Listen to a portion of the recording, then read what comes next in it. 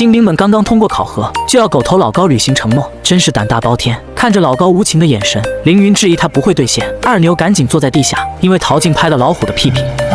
本来风回肉转的，这次是车流，什么好呀？又能当教官了！我的天啊！老高竟然让这些菜鸟训练他们一天。二牛顿时来了精神，菜鸟们当场为老高而欢呼。第二天，新兵把教官们包围起来，教官们穿上作战服，新兵穿上教官服。陶静是他们这一天的指挥官。这时陈震发现他们的军犬都叛变了，连狗都叛变了，叛徒！队列当中不许讲话。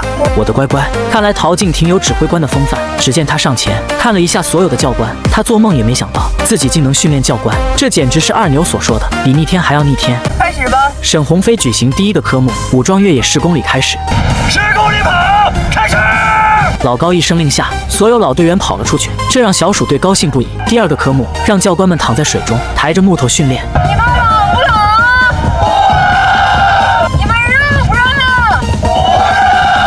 不冷不热就对了。你们想不想吃火锅？